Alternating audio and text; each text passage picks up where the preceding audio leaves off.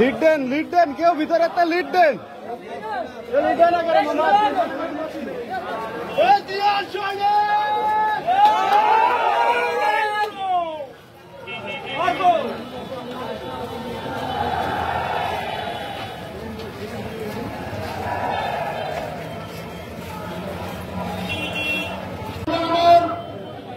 গত 5ই আগস্ট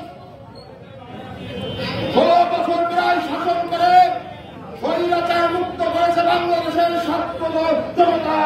গণ অভ্যুত্থানের মাধ্যমে ওই শেখ হাসিনা ওদেরকে বাংলাদেশ থেকে পালিয়ে যেতে বাধ্য করেছে। বন্ধুগণ আমার, গত 5ই আগস্ট আমরা প্রাথমিক বিজয় লাভ করেছি, কিন্তু আসল যে বিজয় গণতান্ত্রিক সরকার বাংলাদেশের প্রতিষ্ঠার জন্য আমরা গত 17 বছর যে রক্ত দিয়েছি, আমাদের হাজার হাজার নেতা কর্মী খুন গুমের শিকার হয়েছে, তারা নির্যাতন ভোগ করেছে লাখ লাখ নেতা কর্মী, সেই গণতান্ত্রিক বাংলাদেশ কিন্তু এখনো আমরা প্রতিষ্ঠা করতে পারি নাই। তাই আমি ধরাল বিএনপি সহ অঙ্গ সকল সংগঠনের নেতা কর্মীদের ধৈর্য ধারণ করার আহ্বান জানাই এবং সেই সাথে আপনারা সজাগ থাকবেন। ওই পলায়নকারী ষড়যন্ত্রকারীদের ষড়যন্ত্র কিন্তু এখনো থামে নাই, তারা এখনো বিভিন্ন রকম ষড়যন্ত্রে লিপ্ত। সংগ্রামী সাহায্য বন্ধুগণ আমার, আমরা যারা বাংলাদেশি, আমরা কখনো হিন্দু সম্প্রদায়ের লোকদের সংখ্যালঘু মনে করি না।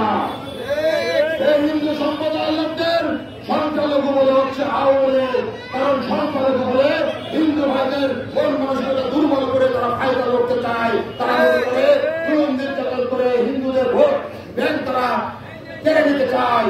আমরা বলতে চাই, আমরা যাতে মুসলিম সম্প্রদায়ের লোক, আপনারা হিন্দু সম্প্রদায়ের লোক, আমরা সবাই ভাই ভাই, আমরা সবাই বাংলাদেশি। তাই আমি বক্তব্য দীর্ঘায়িত করবো না। আজকের পরাজিত শক্তি আপনাদেরকে সামনে রেখে আমরা পেপার পত্রিকাতে দেখতে পাচ্ছি বিভিন্ন অপকর্ম করার চেষ্টা করছে। আমাদের লড়াই সম্প্রীতি লড়াই, লড়াইয়ের সব হিন্দু মুসলিম ভাই ভাই, তাই সব হিন্দু ভাইদের এবং মুসলিম ভাইদের এবং সাধারণ জনগণকে এই অপশক্তির বিরুদ্ধে আপনারা সবাই রুখে দাঁড়াবেন, সতর্ক থাকবেন, এই আশাবাদ ব্যক্ত করে আমি আমার বক্তব্য এখানে শেষ করছি। এবং আমাদের নেতা জ্যেষ্ঠ তারেক রহমান ইতিমধ্যে নির্দেশ দিয়েছেন যে অপকর্ম করবে সে যদি বিএনপির লোক হয় তাকে পুলিশের হাতে তুলে দেওয়ার জন্য।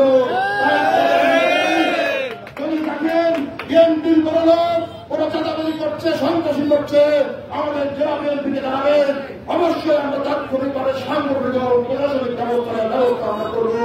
এই অভয় দিয়ে এবং সুখে দুঃখে আপনাদের পাশে থাকবো, এই অঙ্গীকার ব্যক্ত করে আমি আমার বক্তব্য শেষ করছি।